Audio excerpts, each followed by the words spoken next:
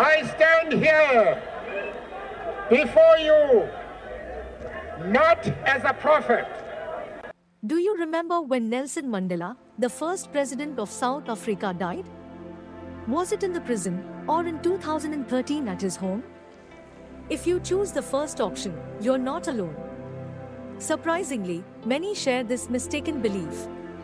It's a curious case of collective false memory, better known as the Mandela effect. Named after the very same person we've just discussed. The term was coined by Fiona Broome, a paranormal researcher who noticed a peculiar thing at a conference back in 2010. She found that a significant number of people shared the memory of Mandela's death in prison during the 80s. This was far from the truth, of course.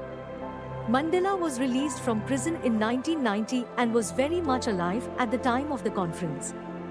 So, Mandela did not die in prison in the 80s, but was released in 1990 and lived until 2013. Yet, why do so many people believe otherwise?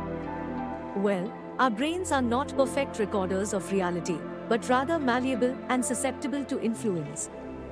They can be swayed, led astray, and even tricked into remembering events that never happened. This is the psychological underpinning of the Mandela effect. Let's take a closer look at the mechanics of memory. When we experience an event, our brains don't store it like a video recording that can be replayed accurately. Instead, our memories are more like a puzzle, pieced together from different fragments stored in different parts of the brain. Each time we recall a memory, we essentially reconstruct the puzzle, and sometimes in the process, we inadvertently alter or misplace a piece. False memories play a pivotal role in the Mandela effect. They're not deliberate fabrications, but rather genuine recollections of events that simply never happened. They can be triggered by suggestion or the power of social influence. When a large group of people share a false memory, it's often because they've been exposed to the same incorrect information. Consider the film Drishyam. The main characters, Vijay and his wife, repeated a lie over 20 times that they had visited Panjim on 2nd October. The repetition of this false story creates a collective false memory, a classic illustration of how the Mandela effect can take hold. Our memories are also influenced by the input of others. If someone we trust tells us a memory of ours is wrong, we might start to doubt our recollection.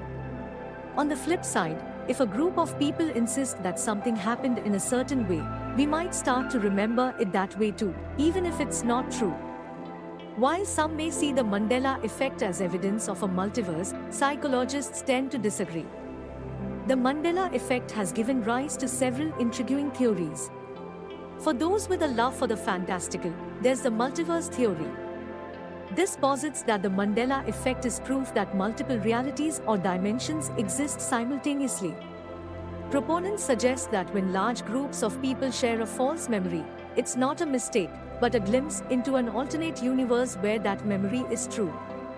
Imagine if you are in a reality where Nelson Mandela did die in prison.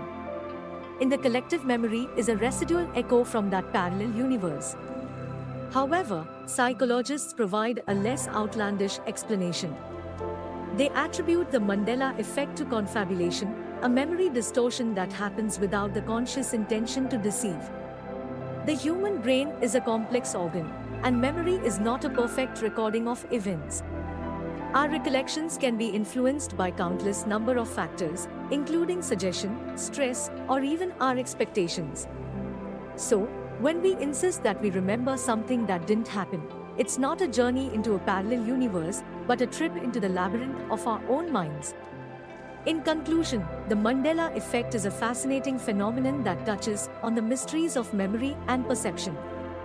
Though scientific explanations lean towards memory distortion, the possibility of alternate dimensions and parallel realities persistently tugs at our curiosity. Have you ever experienced the Mandela effect? Share your stories in the comments below. Thanks for tuning in.